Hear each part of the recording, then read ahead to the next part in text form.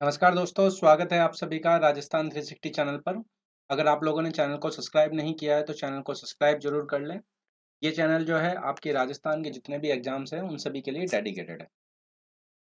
आप यहाँ पर राजस्थान जीके की जो है हमारी क्लास है। आप यहाँ पर मेरे बारे में जो है डिटेल जो है देख सकते हैं। टेलीग्राम चैनल की अगर हम यहाँ पर बात करें, तो लेट्स क्रैक राजस्थान एग्ज़ाम एक टेलीग्राम चैनल है और जहाँ पर आपको पीडीएफ और नोट्स अवेलेबल होंगे, वो टेलीग्राम चैनल का लिंक यहाँ पर आपको अवेलेबल है। विवेक वैष्णव आरपीएससी अंडरस्कोर अनअकैडमी अगर आप लिखकर सर्च करेंगे तो आपको टेलीग्राम चैनल जो है अवेलेबल हो जाएगा, तो उसको आप जॉइन कर सकते हैं। उससे आपको जो है रेगुलर क्लास की जो पीडीएफ होगी और जो क्लासेज का जो लिंक है वहाँ पर अवेलेबल होगा आपको। प्लस कोर्स अगर आप जॉइन करते हैं अनअकैडमी पर, तो उसमें आपको बेनिफिट यहाँ पे क्या होता है, रेगुलर लाइव क्लासेज आपको अवेलेबल होती है, जो आप अपने घर से कहीं से भी जो है उनको आप जब चाहे उनको देख सकते हैं। अनलिमिटेड एक्सेस मिलता है आपको ऑल कोर्सेज का। मतलब कि राजस्थान में जितने भी एग्जाम्स होते हैं, उन सभी एग्जाम्स के लिए आप अनलिमिटेड टाइम के लिए एक्सेस आपको मिलता है। इंडिया के टॉप एजुकेटर्स आपके लिए अवेलेबल हैं, ताकि टाइम टू टाइम जो है आप अपने आप को इवेल्युएट कर सकें, उनके द्वारा जो है अपनी गाइडेंस प्राप्त कर सकें। कंप्लीट सिलेबस अनअकैडमी की टीम के द्वारा आपको यहाँ पर करवाया जाता है। कंप्लीट एग्जाम की प्रिपरेशन, जिस भी एग्जाम की आप तैयारी कर रहे हैं, उस एग्जाम की complete preparation. Regular doubt clearing sessions, fourth lecture जो है हमेशा डाउट क्लियरिंग सेशन होता है, जो आपको यहाँ पर अवेलेबल है। लाइव टेस्ट सीरीज आपके लिए अवेलेबल है और स्टडी मटेरियल आपको पीडीएफ फॉर्मेट में अवेलेबल होता है, और जो आरएस की प्रिपरेशन कर रहे हैं उनके लिए आंसर राइटिंग के सेशन और mentorship guidance program time time पर जो है आपको यहाँ पर मिलती रहती है। तो आप जरूर ध्यान दीजिए। 1 ईयर का जो हमारा कोर्स है वह 7,000 रुपये का है, और 2 ईयर का जो हमारा कोर्स है वह 8,400। उसमें भी अगर आप रेफरल कोड 10VV का यूज करते हैं, तो आपको 10% डिस्काउंट हो जाएगा, और ये 1 साल का कोर्स 6,300 और 2 साल का कोर्स जो है 7,560 रुपये में आपको अवेलेबल हो जाएगा। तो इसको आप जरूर ज्वाइन कीजिए। अगर आपको किसी भी प्रकार का कंटेंट जो है, इन अप्रोप्रिएट कंटेंट आपको दिखता है किसी भी एजुकेटर का, तो आप यहाँ पर जो है रिपोर्ट कर सकते हैं। आप यहाँ पर देख सकते हैं बक्स बाउंड्री के थ्रू। तो राजस्थान जीके के संबंधित जो है हमारा एमसीक्यू है।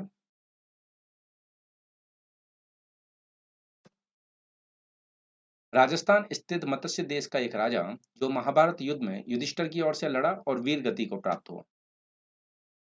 तो किसके बारे में यहाँ पर बात हो रही है, ये आपको बताना है।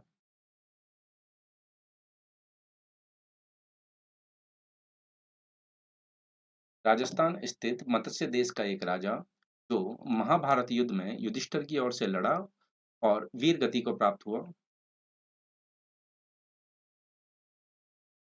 चंद्रप्रगोट, विराट, अजातशत्रु और इनमें से कोई नहीं।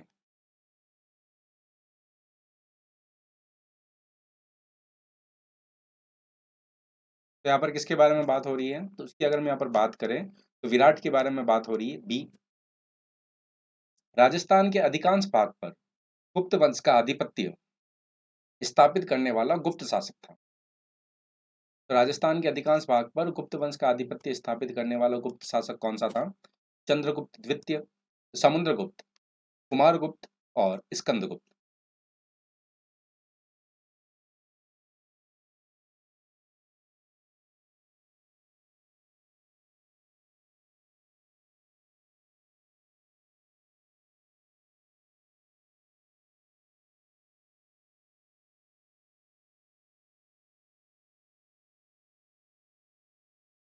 इसके बारे में बात हो रही है, आपको यह बताना है।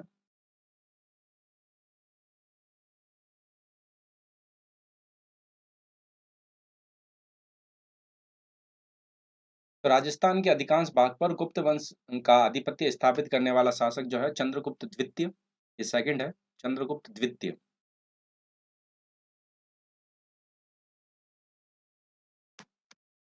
राजस्थान का वह स्थल जो पशुपालन का प्राचीनतम साक्ष्य प्रस्तुत करता है।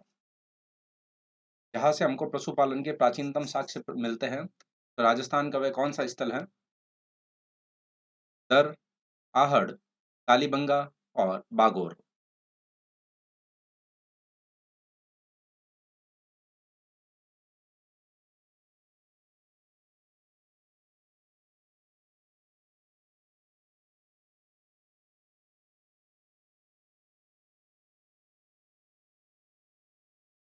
तो राजस्थान का वह स्थल जो पशुपालन का प्राचीनतम साक्ष्य प्रस्तुत करता है। बिल्कुल, यहाँ पर डी जो आंसर दे रहे हैं बागोर, और मुझे आप कमेंट सेक्शन में ये भी बता दीजिए कि बागोर जो है राजस्थान में वर्तमान में कौन-से जिले में स्थित है? महाजनपदों में से राजस्थान में स्थित महाजनपद, महाजनपदों में से राजस्थान में स्थित महाजनपद कौन-सा रहा है? मत्स्य, अवंती, ए और बी दोनों, और मगध। बिल्कुल, बागोर जो है आपका भीलवाड़ा में रहा।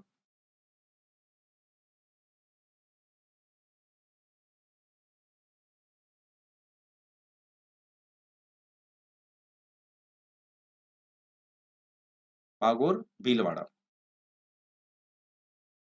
तो इनमें से कौन से महाजनपद हमारे राजस्थान में भी रहे? तो मत्स्य व अवंती दोनों जो है हमारे राजस्थान का भाग रहे।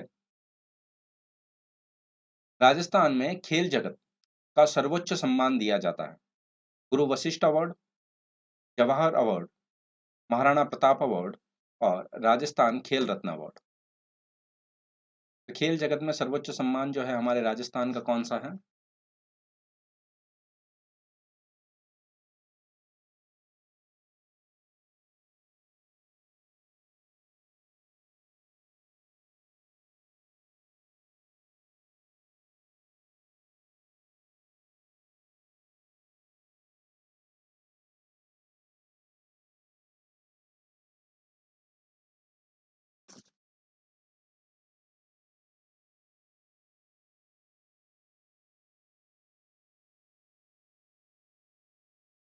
यहाँ पर सर्वोच्च सम्मान कौन-सा दिया जाता है? तो सर्वोच्च सम्मान की अगर यहाँ पर बात करें तो राजस्थान खेल रत्न अवार्ड, डी जो है हमारा यहाँ पर सही आंसर होगा। व्यंजन नृत्य राजस्थान के किस क्षेत्र में प्रचलित है, जो दीपावली के अवसर पर किया जाता है?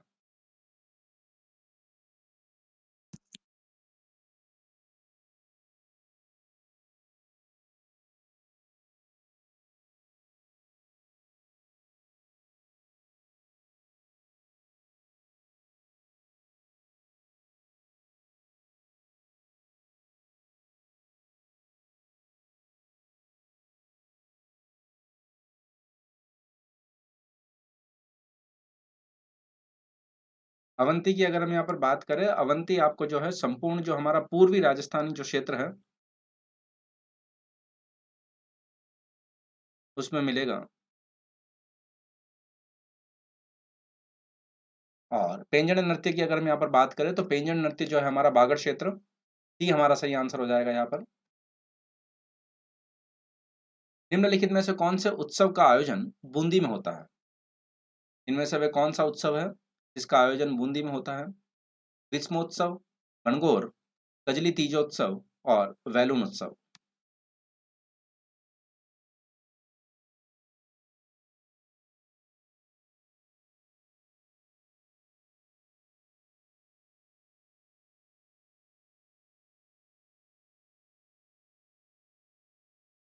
तो बूंदी में यहाँ पर कौन से त्योहार का आयोजन होता है? तो बूंदी में यहाँ पर कजली तीजोत्सव का आयोजन होता है। सी हमारा सही आंसर हो जा।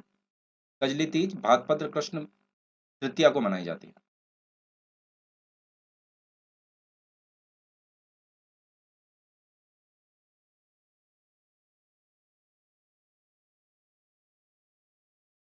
हाड़ौती बोली राजस्थान के कौन से जिले में नहीं बोली जाती?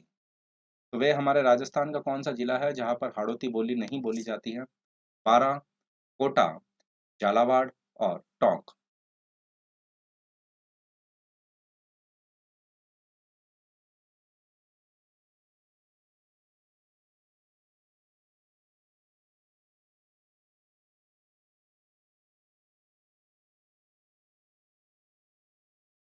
तो हाड़ौती बोली राजस्थान के कौन से क्षेत्र में नहीं बोली जाती है?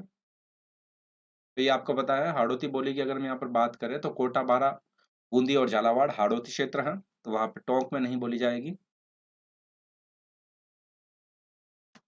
तो टोंक हमारा यहाँ पर सही आंसर हो जाएगा। कोटा, बारां, बूंदी और झालावाड़ जो है हमारा सही आंसर हो जाएगा। राजस्थान में गोबर से घर की दीवारों व चबूतरों पर क्या मनाए जाते हैं? राजस्थान में गोबर से घर की दीवारों और चबूतरों पर क्या बनाए जाते हैं? फड़, मांडना, सांजी, और पाना।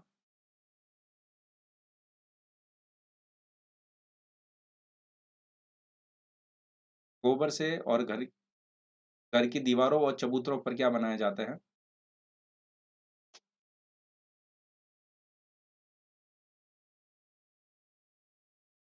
तो देखिए, राजस्थान में गोबर से घर की दीवार और चबूतरों की अगर हम यहाँ पर बात करें, तो उनको सांजी के नाम से जानते हैं।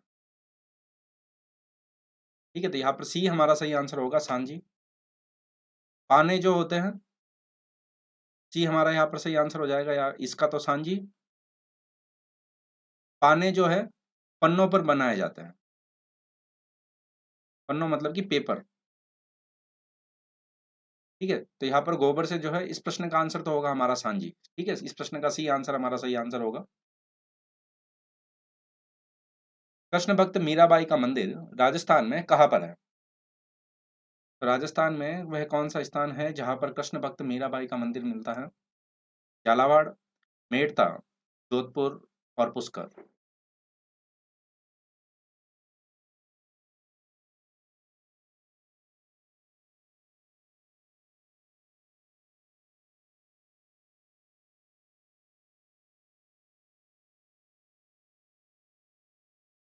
कृष्ण भक्त मीराबाई का मंदिर राजस्थान में कहाँ पर मिलता है? तो आप सभी को पता है, मेड़ता रोड, बी हमारा यहाँ पर सही आंसर होगा, मेड़ता में।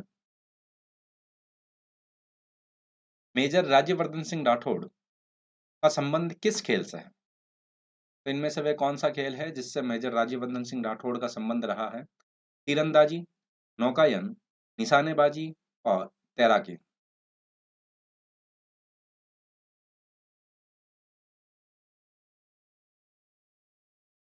और जितने भी यहाँ पर जुड़े हैं, आप सभी का स्वागत है।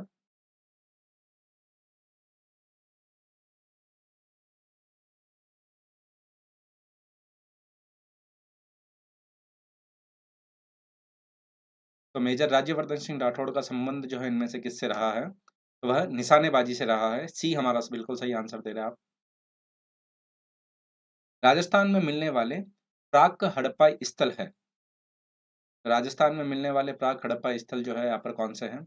चौथी, कालीबंगा, ए और बी दोनों और आहड़।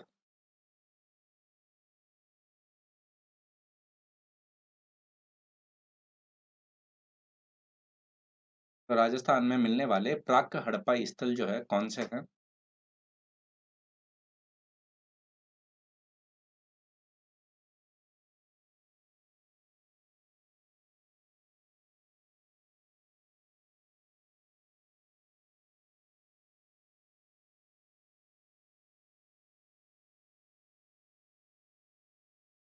तो प्राक हड़प्पा स्थल की अगर हम यहाँ पर बात करें, तो ए और बी दोनों मतलब कि सोंथी और कालीबंगा, सी हमारा सही आंसर होगा।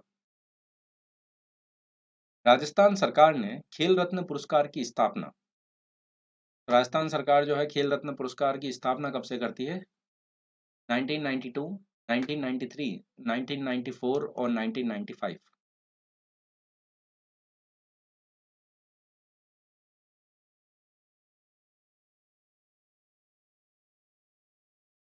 खेल रत्न पुरस्कार की स्थापना यहाँ पर राजस्थान सरकार कब से करती है?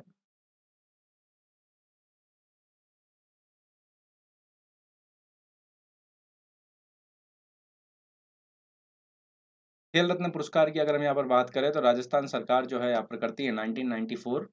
बिल्कुल सी हमारा सही आंसर है, 1994। राजस्थान में सती प्रथा सर्वप्रथम कन्यावध रोकने का प्रयास किया गया। तो कहाँ पर प्रयास किया गया?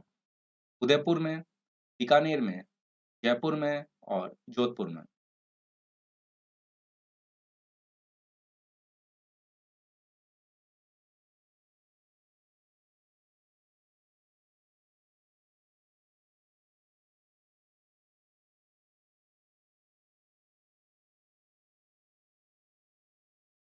सती प्रथा सर्वप्रथम कन्यावध रोकने का प्रयास जो है यहाँ पर किस स्थान पर किया गया? तो उसकी अगर हम यहाँ पर बात करें, तो ये किया जाता है जयपुर में। ये हमारा सही आंसर होगा यहाँ पर। राजस्थानी रियासतों में सबसे पहले किस रियासत में प्रजामंडल की स्थापना हुई? राजस्थान का वह कौन सी रियासत रही जिसमें सबसे पहले प्रजामंडल की स्थापना हुई? मेवाड़ प्रजामंडल, अलवर प्रजामंडल, जयपुर प्रजामंडल और प्रतापगढ़ प्रजामंडल।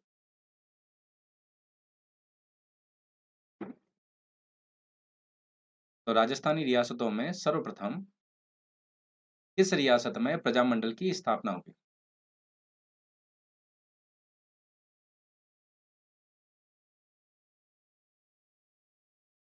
तो राजस्थानी रियासतों की अगर हम यहाँ पर बात करें तो सर्वप्रथम किस रियासत में प्रजामंडल की स्थापना होती है? तो सबसे पहले आपके यहाँ पर जयपुर प्रजामंडल की सबसे पहले जयपुर प्रजामंडल की स्थापना होती है। सी। राजस्थान में 1857 के विद्रोह की शुरुआत कहाँ से हुई? तो वे कौन सी छावनी थी जहां से राजस्थान में 1857 के विद्रोह की शुरुआत होती है? नीमच छावनी, एरिनपुरा छावनी,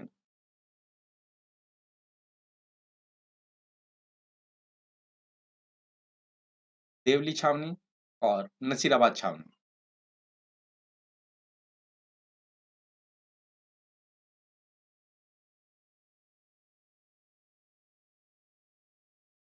तो राजस्थान में 1857 के विद्रोह की शुरुआत राजस्थान में 1857 के विद्रोह की शुरुआत बिल्कुल आप डी या सही आंसर दे रहे हैं, नसीराबाद छावनी से होती है। कितने रजवाड़ों और राज्यों के एकीकरण से राजस्थान राज्य बना? तो राजस्थान का जब एकीकरण हुआ था उस समय कितने रजवाड़े और राज्य में शामिल किए गए थे? 18, 16, 19 और 20।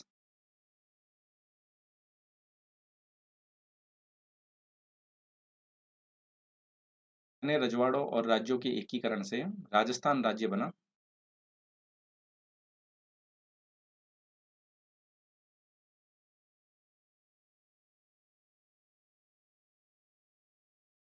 तो राजस्थान राज्य की अगर हम यहाँ पर बात करें तो आप सभी को पता है यहाँ पर 19 राज्यों और रजवाड़ों के एकीकरण के परिणाम स्वरूप बनता है। सी सही आंसर होगा।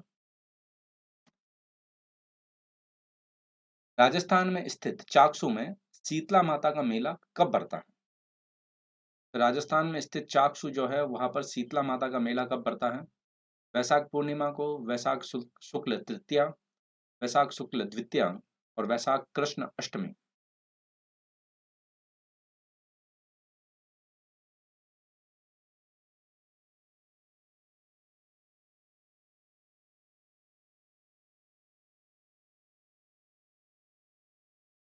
तो राजस्थान में स्थित चाकसू में शीतला माता का मेला जो है यहाँ पर वैशाख सॉरी चैत्र कृष्ण अष्टमी को बढ़ता है। डी हमारा यहाँ पर सही आंसर होगा, चैत्र कृष्ण अष्टमी। वीर भगत समाज किसने स्थापित किया? तो इनमें से वे कौन थे जिन्होंने वीर भगत समाज जो है स्थापित किया? गोकुलदास आसावा, विजय सिंह पथिक, जोरावर सिंह बारठ और मास्टर आदितेंद्र।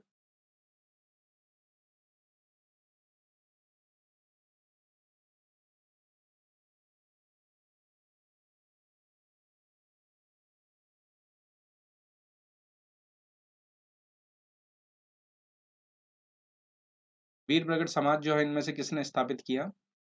इनकी अगर हम यहाँ पर बात करें तो बी हमारा यहाँ पर सही आंसर हो जाएगा, विजय सिंह पथिक। 1857 में अहुआ में किस ब्रिटिश पॉलिटिकल एजेंट की हत्या कर दी गई? 1857 की क्रांति के समय अहुआ में किस ब्रिटिश पॉलिटिकल एजेंट की हत्या कर दी जाती है? Captain McMahon, George Patrick Lawrence, colonel E Burton और कैप्टन सावर्स।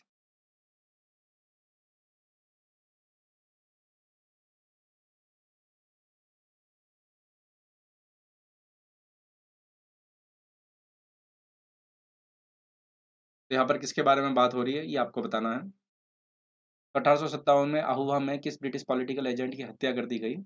तो यहाँ पर हत्या कर दी जाती है कैप्टन मैकमोशन की। एक नंबर ऑप्शन सही आंसर होगा। राजस्थान की सीमा कितने राज्यों के साथ में स्पर्श करती है?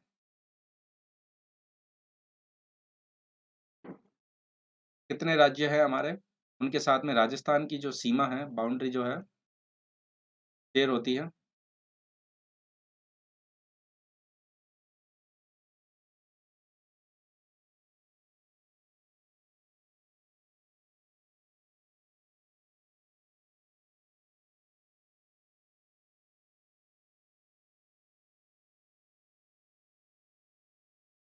तो कितने राज्यों के साथ में स्पर्श होती है? 5 राज्यों के साथ में स्पर्श होती है, बिल्कुल सही बात है। 5 राज्य भी आपको पता होंगे। पंजाब, हरियाणा, यूपी, एमपी और गुजरात। ठीक है, तो ये आप ज़रूर ध्यान रखिए, ये 5 राज्य है हमारा। उत्तर से दक्षिण की ओर जो है मैंने इन क्रम को बताया है। राजस्थान में कितने जिलों की सीमाएँ पाकिस्तान के साथ में स्पर्श करती हैं? तो हमारे राजस्थान के कितने जिले हैं जिनकी सीमा पाकिस्तान के साथ में स्पर्श करती है? 3 जिले, 4 जिले, 5 जिले व 6 जिले।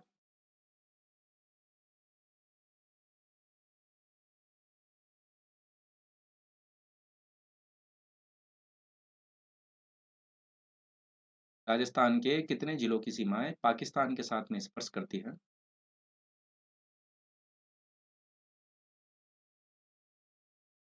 तो पाकिस्तान के साथ में स्पर्श करती है यहाँ पर 4 जिलों की सीमाएँ। ये आपको पता होगा, श्री गंगानगर,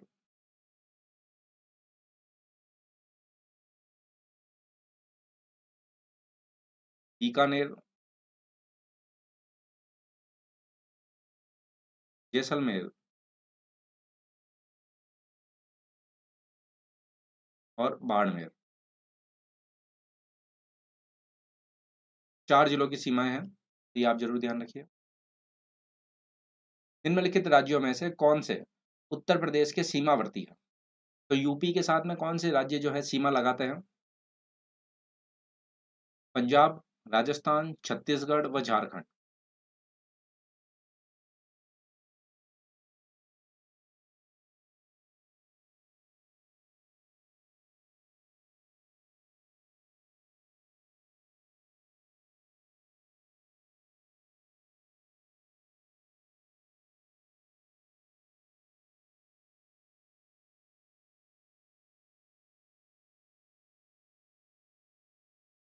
यूपी के साथ में पंजाब नहीं लगाता यहाँ पर सीमा, तो 2, 3, 4 हो जाएगा हमारा सही आंसर। बी, राष्ट्रीय राजधानी क्षेत्र में सम्मिलित नहीं है। तो वे कौन सा क्षेत्र है जो सम्मिलित नहीं है? हरियाणा का भाग, पंजाब का भाग, राजस्थान का भाग और उत्तर प्रदेश का भाग। राष्ट्रीय राजधानी क्षेत्र में शामिल नहीं है, तो वे कौन सा भाग है जो शामिल नहीं है?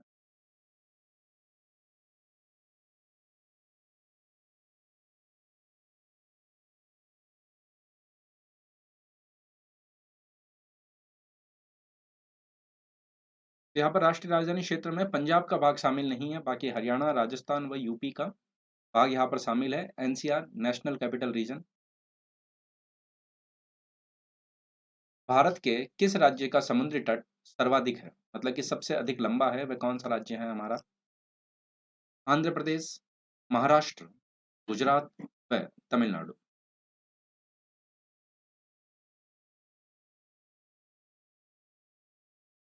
भारत के किस राज्य का समुद्री तट सबसे अधिक लंबा है?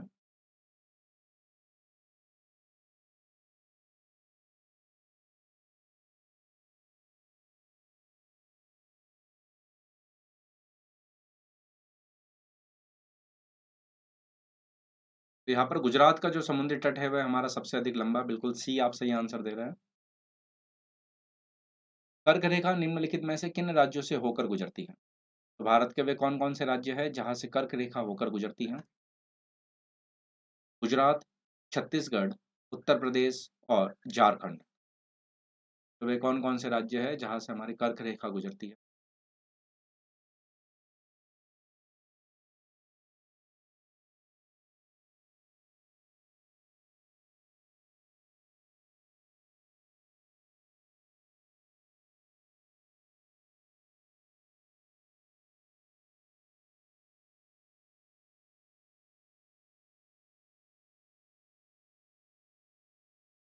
तो कर्क रेखा की अगर हम यहाँ पर बात करें तो गुजरात है, छत्तीसगढ़ है और झारखंड, मतलब कि ए हमारा बिल्कुल यहाँ पर सही आंसर हो जाएगा। ऑप्शंस के हिसाब से गुजरात से गुजरती है, छत्तीसगढ़ से गुजरती है और झारखंड से गुजरती है। तो आप यहाँ पर देख सकते हैं गुजरात, राजस्थान, एमपी, छत्तीसगढ़, झारखंड, वेस्ट बंगाल, त्रिपुरा और मिजोरम। ये 8 राज्य है पश्चिम से पूर्व की ओर। तो इनको आप ज़रूर ध्यान रखिए। यूपी से नहीं गुजरती हमारी कर्क रेखा। भारत में तटीय राज्यों की संख्या कितनी है? हमारे भारत में कुल कितने तटीय राज्य हैं? ये आप लोगों को बताना है। 6, 7, 8 व 9।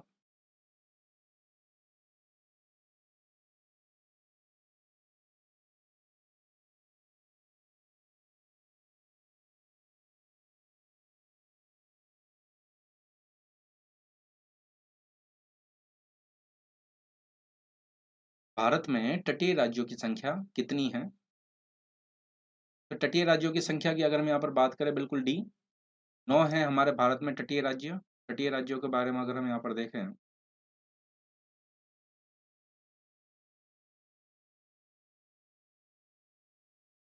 तो ये है आपका गुजरात, महाराष्ट्र, गोवा, फिर कर्नाटक, केरला, तमिलनाडु, आंध्र, ओडिशा और वेस्ट बंगाल। ये 9 हमारे तटीय राज्य हैं, तो इनको आप ज़रूर ध्यान रखिए। और जितने भी यहाँ पर जुड़े हैं, आप सभी का स्वागत है क्लास में। यदि भारतीय मानक समय के अनुसार पूर्वाह्न के 10 बजे है, तो 92 डिग्री पूर्वी देशांतर पर शिलोंग का स्थानीय समय क्या होगा? तो ये आपको बताना है। भारत का जो मानक देशांतर है, मानक जो समय है, उसके अनुसार तो 10 बजे है सुबह के। तो 92 डिग्री पूर्वी देशांतर पर स्थित जो शिलोंग है, उसका समय कितना हुआ होगा?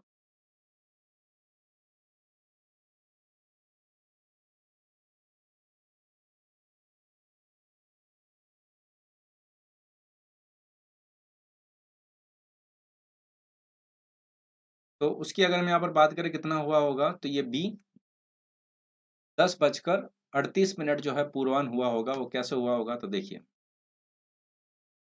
इंडियन स्टैंडर्ड टाइम की अगर हम यहाँ पर बात करें तो 82.5 डिग्री ईस्ट है। और अब पूछा गया है 90 डिग्री ईस्ट पर, तो पहली चीज तो ये इससे आगे ही होगा। अब इन दोनों में कितने का डिफरेंस हो गया? इन दोनों में डिफरेंस हो गया 9.5। नहीं, सॉरी, इन दोनों की अगर डिफरेंस की अगर हम यहाँ पर बात करें तो वो हो गया आपका 7 पॉइंट।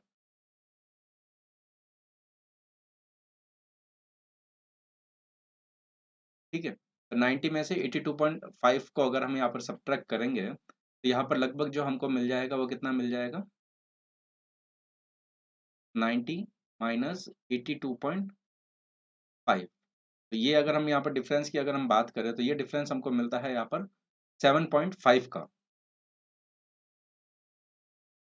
ये 7.5 का जो है डिफरेंस हमको यहाँ पर मिलता है। तो आपको पता है 1 डिग्री देशांतर में 4 मिनट का अंतर होता है, तो 7.5 डिग्री में यहाँ पर प्रश्न जो है हमारा यहाँ पर, सॉरी, 92 डिग्री है, 90 डिग्री नहीं, 92 डिग्री है। तो 92 डिग्री की अगर हम यहाँ पर बात करें 92 डिग्री पर, 92 डिग्री ईस्ट पर, तो ये डिफरेंस हमारा हो गया 9.5 का, 9.5। 1 डिग्री में 4 मिनट का अंतर होता है, तो 9.5 में कितने मिनट का अंतर होगा? 38 मिनट। और ईस्ट में है तो 38 मिनट आगे होगा, तो इसलिए 10 बज के वहाँ पर क्या होगा? 38 मिनट। ठीक है, किसी प्रकार का कोई भी डाउट हो तो आप यहाँ पर मेरे से पूछ सकते हैं कमेंट सेक्शन में। ठीक है, बाकी जो है यहाँ पर हमारा सही आंसर हो जाएगा 10:38, जो बी हमारा सही आंसर होगा। पृथ्वी ग्रह की संरचना में प्रवार के नीचे क्रोड निम्नलिखित में से किससे बना है? तो क्रोड जो है इनमें से किससे निर्मित हुआ है? लोहे से, एल्युमिनियम से, पोटेशियम से और क्रोमियम से।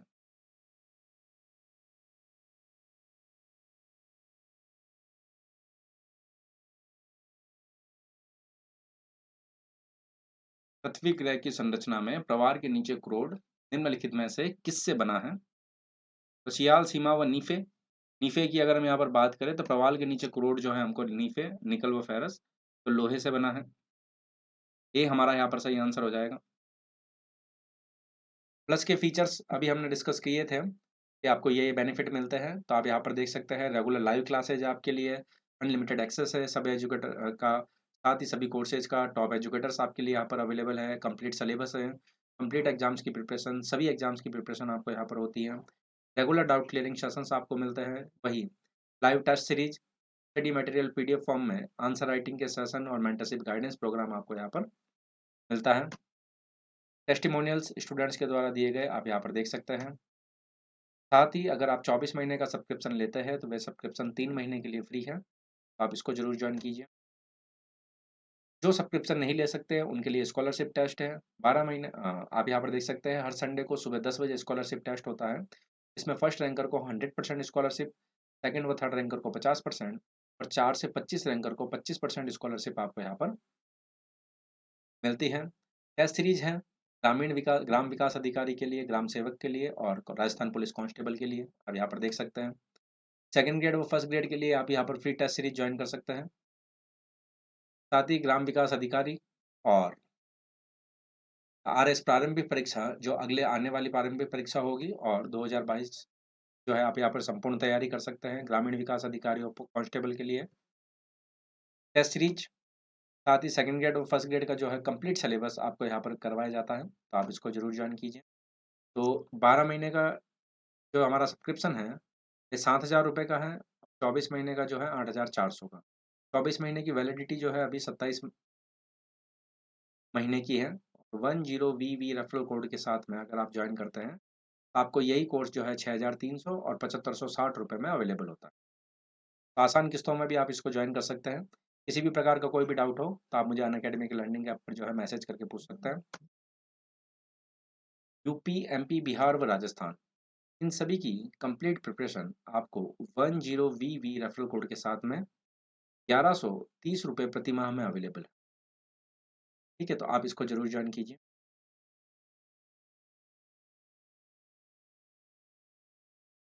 अंतर्राष्ट्रीय तिथि रेखा का निर्धारण किस वर्ष किया गया था? तो वह कौन सा वर्ष था जब अंतर्राष्ट्रीय तिथि रेखा का निर्धारण किया गया?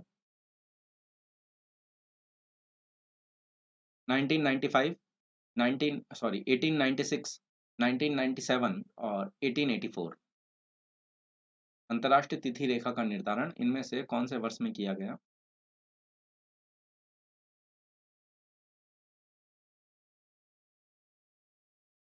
अंतर्राष्ट्रीय तिथि रेखा का निर्धारण की अगर हम यहाँ पर बात करें तो 1884 में किया गया। डी हमारा सही आंसर होगा। निम्नलिखित में से कौन सा एक वलित पर्वत है? तो इनमें से कौन सा एक वलित पर्वत है? मोड़दार पर्वत के नाम से भी जानते हैं इसको हम।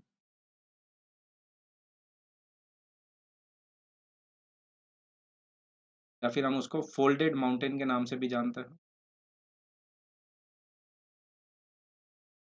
नीलगिरी, हिमालय, सतपुड़ा और इनमें से कोई नहीं।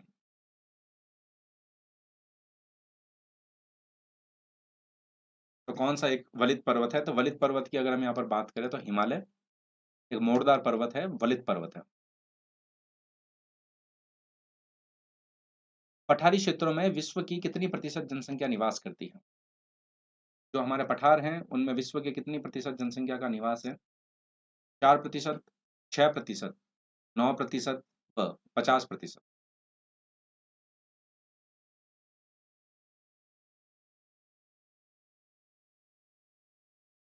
पठारी क्षेत्रों में विश्व की कितनी प्रतिशत जनसंख्या का निवास है?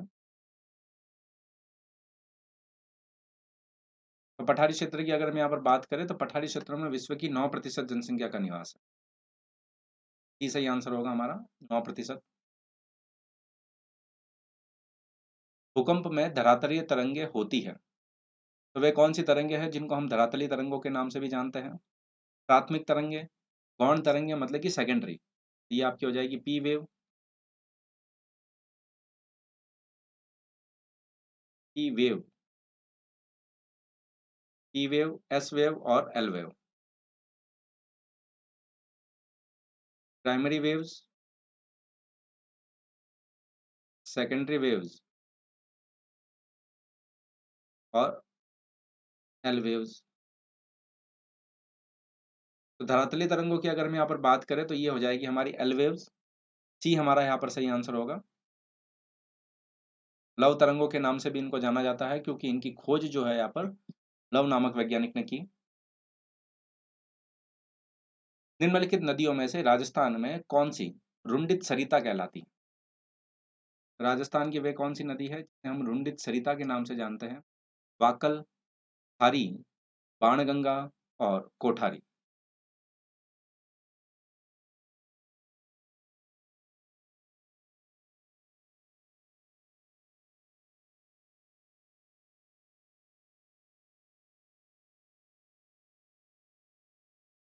तो रुंडित सरिता के नाम से हम किसे जानते हैं? तो रुंडित सरिता की अगर हम यहाँ पर बात करें तो बाणगंगा को जानते हैं।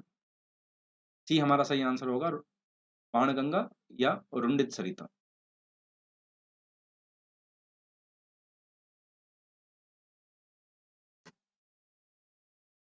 वह नदी जो राजस्थान में दक्षिण से प्रवेश करने के उपरांत पश्चिम की ओर बहती है और पुनः दक्षिण की ओर मुड़ जाती है। तो वह कौन सी नदी है जो राजस्थान में दक्षिण से प्रवेश करने के पश्चात पश्चिम दिशा की ओर बहती है और पुनः दक्षिण की ओर मुड़ जाती है? दक्षिण से प्रवेश करी, पश्चिम की ओर बही और पुनः दक्षिण की ओर मुड़ गई। इस तरीके से वह कौन सी नदी है?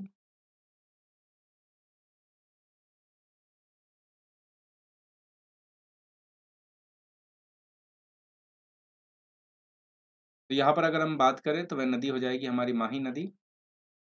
ए हमारा यहाँ पर सही आंसर हो जाएगा।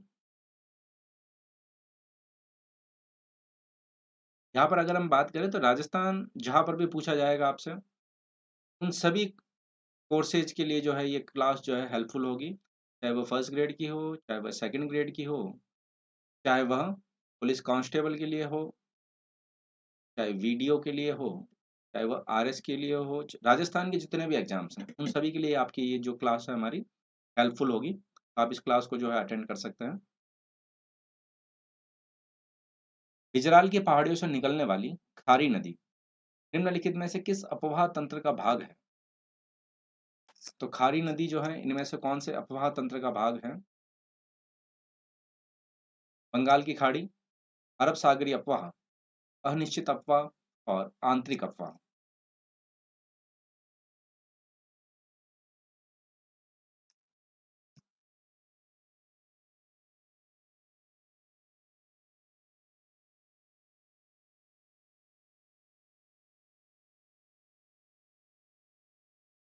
गुजराल की पहाड़ियों से निकलने वाली खारी नदी जो है निम्नलिखित में से किस अपवाह तंत्र का भाग है?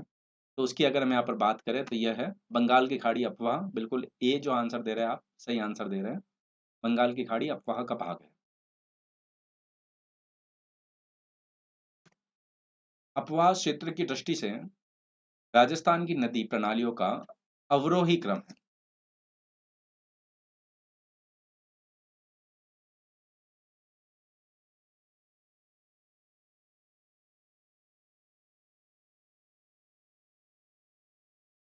अपवाह क्षेत्र की दृष्टि से राजस्थान की नदी प्रणालियों का सही अवरोही क्रम जो है कौन सा है?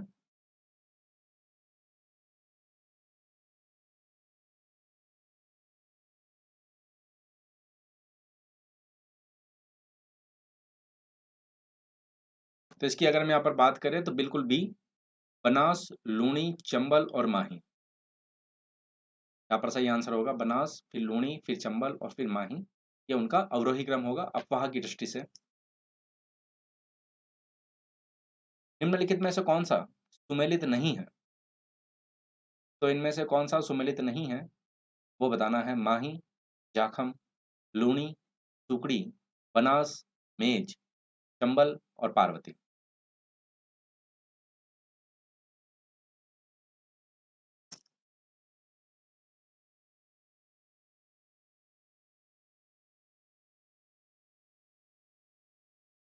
तो इनमें से कौन सा सुमेलित नहीं है ये आपको बताना है।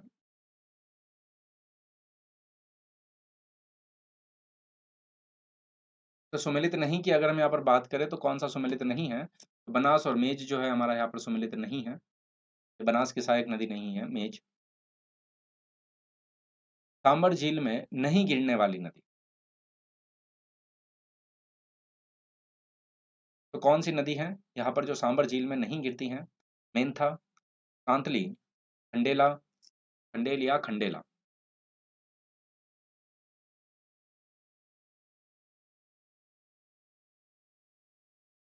खंडेला और रूपनगढ़। सांभर झील में नहीं गिरने वाली नदी है।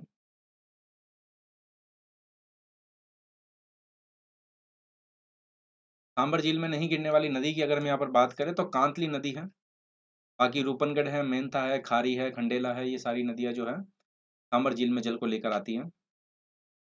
बिल्कुल स्टार्ट करेंगे जी, ज़रूर स्टार्ट करेंगे नई क्लास।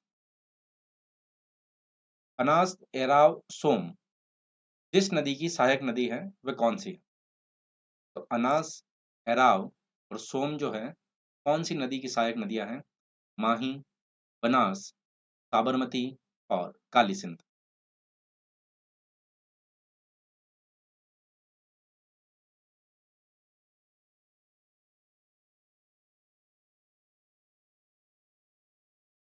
बनास, एराव, सोम इनमें से कौन-सी नदी की सहायक नदियाँ हैं, ये आपको बताना है। तो अनास, एराव व सोम की अगर हम यहाँ पर बात करें तो ये माही नदी की सहायक नदियाँ हैं। 1 नंबर ऑप्शन जो है हमारा यहाँ पर सही आंसर होगा। कोसी एवं काली सिंध नदियाँ किस प्रवाह से जुड़ी हैं? तो कोसी नदी और काली सिंध नदी जो है यहाँ पर कौन से प्रवाह से जुड़ी है? सिंधु नदी, आंतरिक प्रवाह, ब्रह्मपुत्र नदी और गंगा नदी।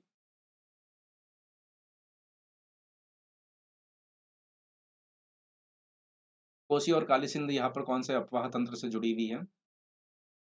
मतलब कि ये कुल मिला के ये पूछा गया है कौन सी नदी की जो है यहाँ पर सहायक नदी है या फिर आंतरिक प्रवाह की नदियाँ हैं?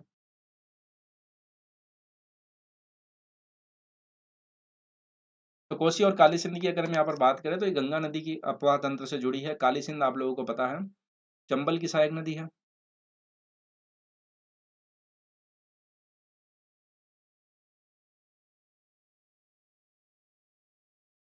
चंबल जो है यमुना की और यमुना जो है गंगा की और वही कोसी जो है गंगा की ही सहायक नदी है। तो यहाँ पर ये गंगा नदी अपवाह तंत्र से जुड़ी हुई है। रणकपुर जैन मंदिर किस नदी के तट पर है? तो वह कौन सी नदी है जिसके तट पर रणकपुर का जैन मंदिर है? माही, गंभीरी, बेड़च और मथाई।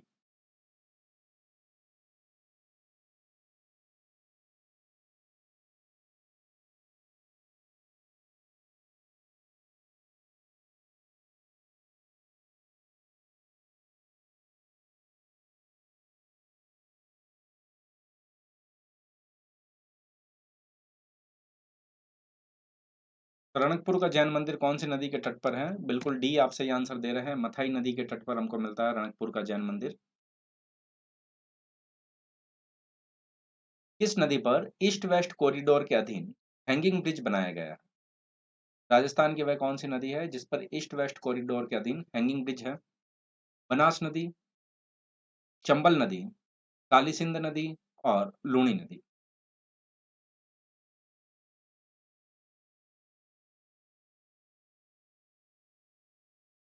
किस नदी पर ईस्ट वेस्ट कॉरिडोर के अधीन हैंगिंग ब्रिज बनाया गया है?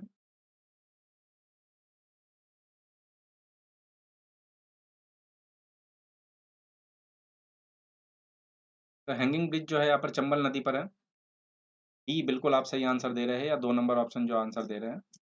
हैंगिंग ब्रिज चंबल नदी पर। कांठल की गंगा और कामधेनु के नाम से प्रसिद्ध नदियों के लिए सही युग्म कौन-सा है?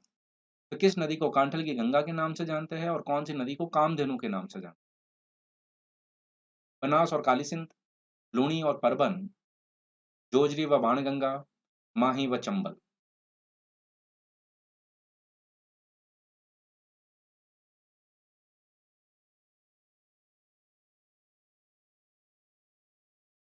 कांठल की गंगा और कामधेनु के नाम से प्रसिद्ध नदियों के लिए सही सुमेलित युग्म जो है कौन-सा है?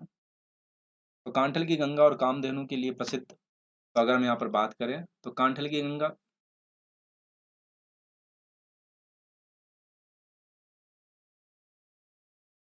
और वही चंबल को जो है कामधेनु के नाम से जानता है।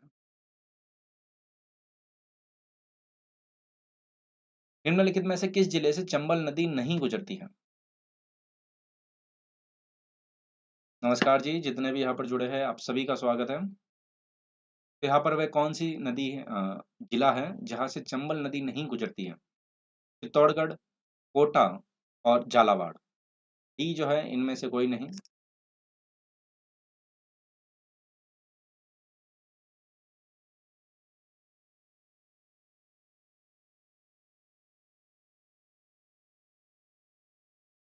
तो राजस्थान का वह कौन-सा जिला? तो राजस्थान का झालावाड़ नहीं है यहाँ पर। बिल्कुल झालावाड़ में चंबल नदी नहीं है।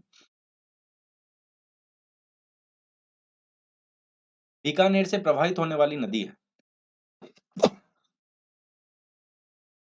तो वह कौन-सी नदी है जो बीकानेर में प्रवाहित होती है? घग्गर, कंकाती, खारी और इनमें से कोई नहीं। तो वह कौन-सी नदी है जो बीकानेर में प्रवाहित होती है?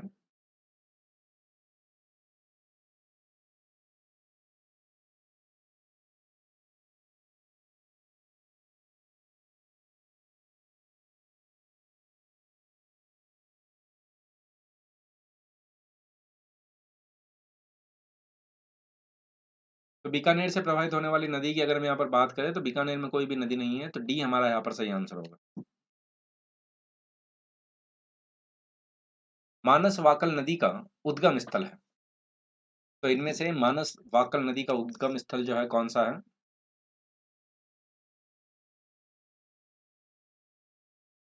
फुलवारी की नाल अभयारण्य, मध्य प्रदेश की विंध्याचल पहाड़ी, गोगुंदा की पहाड़ियाँ उदयपुर और अरावली पर्वत श्रृंखला।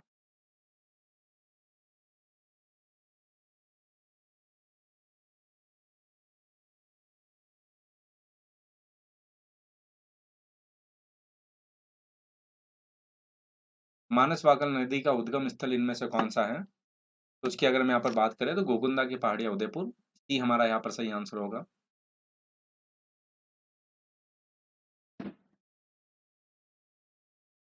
राज्य के नीति निर्देशक तत्वों में निम्नलिखित में से किन-किन प्रकार के सिद्धांत अंतर्निहित हैं? आर्थिक सिद्धांत, प्रशासनिक सिद्धांत, सामाजिक सिद्धांत और ये सभी। जो directive principle of state policy है, राज्य के नीति निर्देशक तत्वों में निम्नलिखित में से किन-किन प्रकार के सिद्धांत जो हैं अंतर्निहित हैं?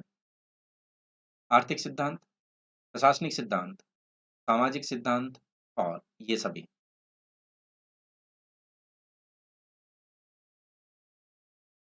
डीपीएसपी की अगर हम यहाँ पर बात करें तो डीपीएसपी में ये सभी सिद्धांत जो है हमारा अंतर्निहित हैं। डी हमारा सही आंसर होगा। थार के मरुस्थल का विस्तार किन राज्यों तक है? तो भारत के वे कौन से राज्य हैं जिसमें हमारे थार के मरुस्थल का विस्तार है? ए राजस्थान, बी राजस्थान, मध्य प्रदेश व पंजाब, सी राजस्थान व पंजाब और डी राजस्थान, पंजाब, गुजरात व हरियाणा। थार के मरुस्थल का विस्तार राजस्थान के किन राज्यों तक है? सॉरी, भारत के कौन-कौन से राज्यों के तक है? तो इससे तो आपको ये तो पता चलता ही है कि कोई भी ऑप्शन हो जाए राजस्थान तो है ही है। तो किन राज्यों तक विस्तार है ये? राजस्थान, पंजाब, गुजरात व हरियाणा। बिल्कुल डी जो है हमारा यहाँ पर सही आंसर होगा। राजस्थान, पंजाब, गुजरात व हरियाणा।